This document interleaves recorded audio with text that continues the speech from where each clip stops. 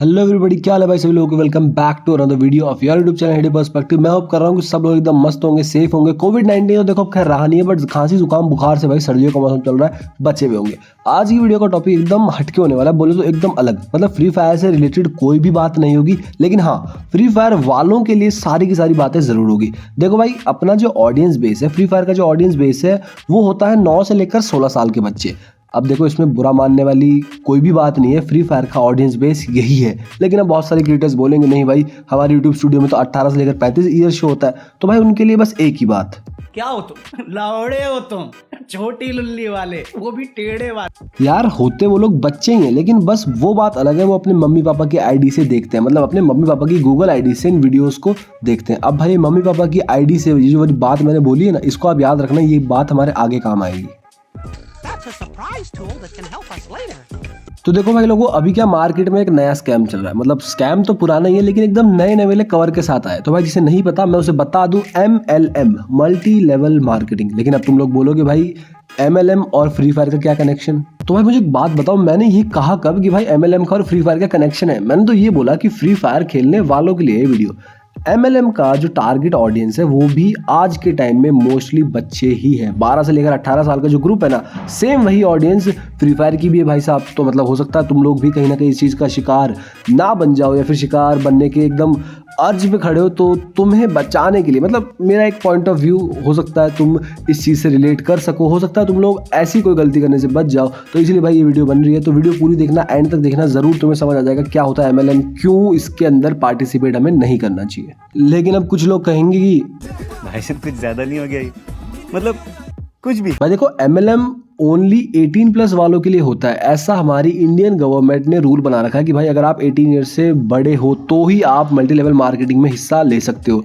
तो फिर इसमें बच्चों का क्या रोल? तो भाई अभी थोड़ी देर पहले मैंने तुम्हें एक चीज़ याद रखने को कही थी, अपने मम्मी पापा की आईडी। बिल्कुल सही सुना तुमने इस चीज़ को। अब तुम यहाँ से रिलेट कर लो कि भाई 12 साल का बच्चा अपने मम्मी पापा की आईडी लेकर MLM के अंदर घुस सकता है, जो कि इलीगल है, बट हो रहा है भाई। तो क्या कर सकते हैं, स्कैम तो यही है ना। अब बात करते हैं कि भाई MLM में होता क्या। देखो बहुत ज़्यादा सिंपल है, मतलब बहुत ही ज़्यादा सिंपल है। एक ऐसी कंपनी होगी जिसका नाम तुमने आज तक सुना नहीं होगा, तुम्हें कुछ भी नहीं करना, बस उस कंपनी के सर्फ, साबुन, शैम्पू, जूस वगैरह ये सब बेचने हैं। मतलब बस इतना ही काम है, यही काम है, इसके अलावा तुम्हें कुछ भी नहीं करना।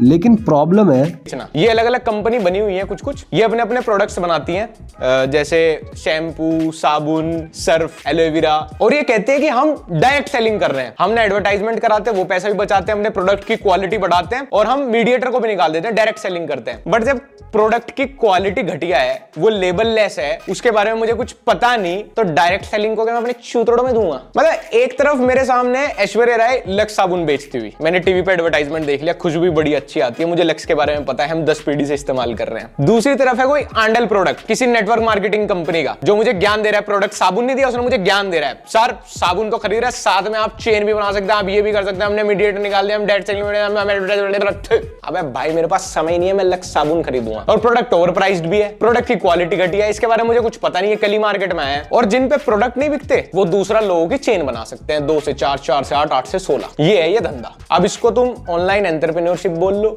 इसको एफिलिएट मार्केटिंग बोल लो, इसको डिजिटल मार्केटिंग बोल लो, इसको पिरामिड स्कीम बोल लो, इसको फंसने फंसाने का धंधा बोल लो, कुछ भी बोल लो, है ये सेल्समैन वाला काम, जिसको लोग गेट पे से गाली देके भगा देते हैं। यार जिस चीज का तुम लोगों ने नाम ही नहीं सुना, तुम उस प्रोडक्ट को दुकान से कैसे खरीद लोगे? और अगर तुम लोग खुद ही नहीं खरीदोगे तो तुम ये कैसे एक्सपेक्ट कर सकते हो कि भाई तुमसे कोई ये चीज खरीद ले? और हाँ, पहली चीज तो ये है कि भाई आप सामान बेचोगे। दूसरी चीज है, इसमें आप चेन बना सकते हो। चेन के अंदर बेसिकली होता ये है कि भाई आप अपने दोस्त को फोन करके बोलते हो कि ब्रो देख, मैं तो एक जाल में फंस चुका हूं, अब मैं चाहता हूं कि तू भी इस ट्रैप के अंदर फंस जा। अब तुम लोग बोलोगे हेमंत भाई आपने इसे जाल कैसे बोल दिया, ये तो भाई बहुत बुरी बात है, बिना किसी रिसर्च के आपने इसे जाल बोल दिया। अरे भाई रिसर्च फुल कर रखे, तुम्हें बताते हैं क्यों इसे मैंने ट्रैप, जाल जैसा वर्ड यूज किया। भाई मैंने जाल वर्ड इसलिए यूज किया कि भाई ऐसा नहीं तुम्हें वहां जाते ही पैसे मिल जाएंगे। तुम इन्हें सबसे पहले कुछ अमाउंट जमा करोगे, और फिर ये तुम्हें उस अमाउंट के ये सारे प्रोडक्ट्स देंगे, चाहे साबुन हो जाए, जूस हो जाए, स्किन केयर हो जाए, कुछ भी हो जाए। और अब तुम्हें अपना अगर अमाउंट रिकवर करना है तो तुम्हें उस सामान को बेचना पड़ेगा, क्योंकि भाई इतना महंगा सामान तुम तो खुद यूज़ करोगे नहीं, ना उसमें मतलब कोई क्वालिटी है, ना उसका कोई भरोसा है, कोई वारंटी कुछ भी नहीं है, तो तुम लोग तो भाई यूज़ करोगे नहीं। तुम्हें अगर अपना अमाउंट रिकवर करना है तो तुम्हें उस सामान को बेचना पड़ेगा। और वापस से वही बात है, जब भाई तुमने किसी चीज़ का नाम ही नहीं सुना तो कोई उस सामान को खरीदेगा क्यों। आसान शब्दों में इसे हम ये भी समझ सकते हैं कि भाई काम तो दुकानदारी का ही, बस फ़र्क इतना है कि लोग दुकान पर नहीं आएंगे, तुम्हें अपनी दुकान उठाकर लोगों के पास जाना पड़ेगा। अब देखो इस चीज़ में बड़े तो भाई फंसने से रहे, क्योंकि भाई बड़े लोग जो होते हैं, मतलब एक मैच्योर जो पर्सन हो चुका है, वो पैसा इन्वेस्ट करने से पहले भाई 2 बार सोचेगा कि भाई अगर मैं अपना एक बहुत बड़ा अमाउंट 10,000 8,000 भाई बहुत रुपए होते हैं, मतलब मिडिल क्लास फैमिलीज में 10,000 8,000 5,000 भी बहुत ज़्यादा होते हैं भाई। तो वो लोग ऐसा अमाउंट इन्वेस्ट करने से पहले 10 बार सोचते हैं कि हाँ भाई मैं अगर लगा रहा हूँ तो मुझे वापस मिलेगा या नहीं मिलेगा, या फिर इस चीज़ में कोई फ़ायदा है या नहीं है। बट बच्चे ना मतलब बहुत ईजी टारगेट होता है, बहुत ईजी ऑडियंस होती है और ईजिली इस ट्रैप में फंस जाते हैं। और इनका काम भी ज़्यादा नहीं है, इन्हें बस तुम्हें एक बार सामान बेचना है। तुमने एक बार सामान खरीदा और तुम ऑटोमेटिकली इस ट्रैप का हिस्सा बन चुके हो। उसके बाद अब अगर तुम्हें खुद का प्रॉफिट करना है तो तुम्हें खुद ही जाकर अपना सामान बेचना पड़ेगा, वरना तुम्हारे जो पैसे लगाए गए थे वो सारे के सारे डूब जाएंगे। ऐसे काम करती है भाई मल्टी लेवल मार्केटिंग स्कीम। ये एक बेसिक प्लॉट है, मोस्टली कंपनीज ऐसे ही काम करती है और इन स्कीम से बस उसी का फायदा होता है जो एकदम टॉप पे बैठा है। उसके अलावा भाई मुझे तो नहीं लगता कि किसी का कुछ खास फायदा हो रहा है। अब बात करते हैं कि लोग भाई बच्चों को फंसाते कैसे। भाई 12 से लेकर 18 साल का जो एज ग्रुप है ना, वो बच्चे बहुत ज्यादा मोटिवेटेड रहते हैं, मतलब उन्हें हल्की सी चमक दमक दिखा दो वो लोग भाई जी जान लगा देंगे उस चीज को करने के लिए। तो ये लोग यूज करते हैं मोटिवेशन का, मतलब आपको मोटिवेट कर देंगे, भाई आपको गाड़ी मिलेगी, पैसे मिलेंगे, ये सब वो सब, और आपको कहीं ना कहीं उसे एक ट्रैप में फंसाने की बहुत तगड़ी वाली कोशिश करेंगे। लेकिन एक मजे की बात तुम्हें पता है, मोटिवेशन की सबसे खराब बात क्या है भाई, वो बहुत जल्दी खत्म हो जाती है। तो अगर बाय चांस तुम्हें ऐसे किसी ट्रैप में कोई भी अटकाने की कोशिश करे तो भाई मेरी रिकमेंडेशन तो यही है कि आप लोग मिनिमम 2 दिन का टाइम लो और उसके बाद ही कोई फैसला लो, उसके बाद ही कोई पैसे इन्वेस्ट करो। क्योंकि भाई पैसा कमाना बहुत ज़्यादा मुश्किल चीज़ है। ये चीज़ आपको अभी समझ नहीं आ रही, बट अगर आपने अपने पेरेंट्स के या फिर अपने गार्जियंस के 10-12 हज़ार रुपए किसी ऐसी फालतू स्कीम में अटका दी ना, तो भाई बाद में रिग्रेट आप बहुत ज़्यादा करोगे।